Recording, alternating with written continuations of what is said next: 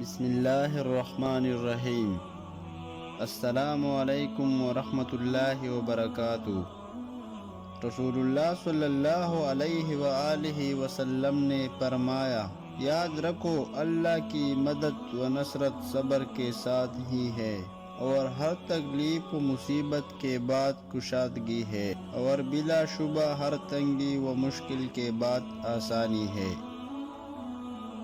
حضرت ابو ہریرہ رضی اللہ عنہ تعالی عنہ فرماتے ہیں کہ رسول اللہ صلی اللہ علیہ وآلہ وسلم سے ایک آدمی نے دل کی سختی کا شکوہ کیا۔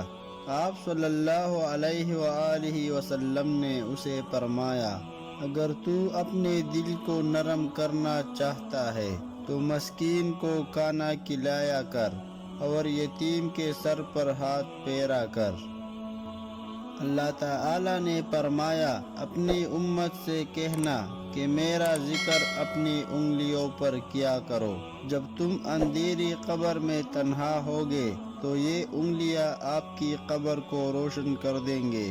آپ صلی اللہ علیہ وآلہ وسلم نے فرمایا، آباد رہے وہ شخص جو میرے حدیث کو دوسروں تک پہنچائے۔ رسول اللہ صلی اللہ علیہ وآلہ وسلم نے ارشاد فرمایا، جو شخص جمعے کے روز اپنے والدین یا ان میں سے ایک کی قبر کی زیارت کرے تو اس کی مغفرت کر دیا جائے گی اور فرمانبردار لکھا جائے گا۔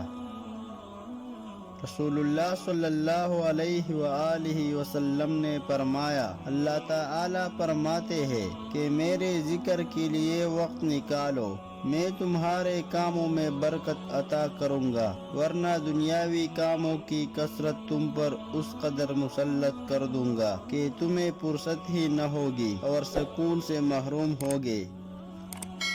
حضرت ثوبان رضی اللہ عنہ تعالی عنہ کہتے ہیں کہ بعض صحابہ نے کہا ہے کہ کاش ہمیں یہ معلوم ہو جائے کہ سونے اور چاندی کے علاوہ اور کون سا مال بہتر ہے تاکہ ہم اسے جمع کریں، تو آپ صلی اللہ علیہ وآلہ وسلم نے فرمایا، اللہ کا ذکر کرنے والا زبان، شکر ادا کرنے والا دل، اور مسلمان بیوی جو اپنے شوہر کے ایمان کی مددگار ہو، بہترین مال ہے۔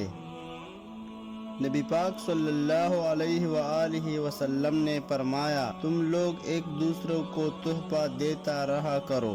ایک صحابی رضی اللہ عنہ تعالی عنہ نے پوچھا، اگر کسی کے پاس تحفہ نہ ہو تو؟ آپ صلی اللہ علیہ وآلہ وسلم نے فرمایا، کیا تم کسی کو اپنی مسکراہٹ بھی نہیں دے سکتے؟ نبی کریم صلی اللہ علیہ وآلہ وسلم کا فرمان ہے، جب اللہ تعالی سے مانگنا ہے تو فردوس مانگو، کیونکہ وہ جنت کا سب سے درمیانی حصہ ہے اور جنت کے سب سے بلند درجے پر ہے۔ اس کے اوپر پروردگار کا عرش ہے اور وہیں سے جنت کی نہریں نکلتی ہے۔ رسول اللہ صلی اللہ علیہ وآلہ وسلم نے ارشاد فرمایا، لوگوں میں بدترین شخص وہ ہے جو اپنے گھر والوں کے حق میں تنگی کرنے والا ہو۔ رسول اللہ صلی اللہ علیہ وآلہ وسلم نے ارشاد فرمایا، ہر کسی کے لیے وہی کچھ ہے جس کی اس نے نیت کی ہے۔ رسول اللہ صلی اللہ علیہ وآلہ وسلم نے فرمایا، کوئی چیز نہیں ہے جو دعا سے بڑھ کر اللہ تعالی کے ہاں زیادہ عزت والی ہو۔ رسول اللہ صلی اللہ علیہ وآلہ وسلم نے فرمایا، جو آدمی سورہ مزمل پڑھے اللہ تعالی اس سے دنیا و آخرت کی تنگی دور کر دے گے۔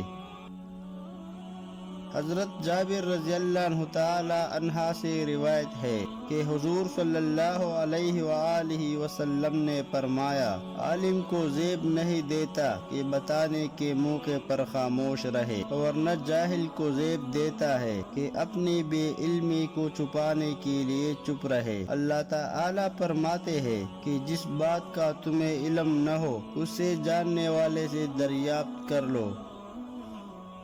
حضرت محمد صلی اللہ علیہ وآلہ وسلم نے فرمایا، جب ایک جوان انسان توبہ کرتا ہے تو مشرق سے مغرب تک کے قبرستانوں میں سے 40 دن تک عذاب ہٹا لیا جاتا ہے۔ آپ صلی اللہ علیہ وآلہ وسلم نے یہ بھی فرمایا، اللہ اس کے چہرے کو روشن کرے جو حدیث سن کر آگے پہنچائے۔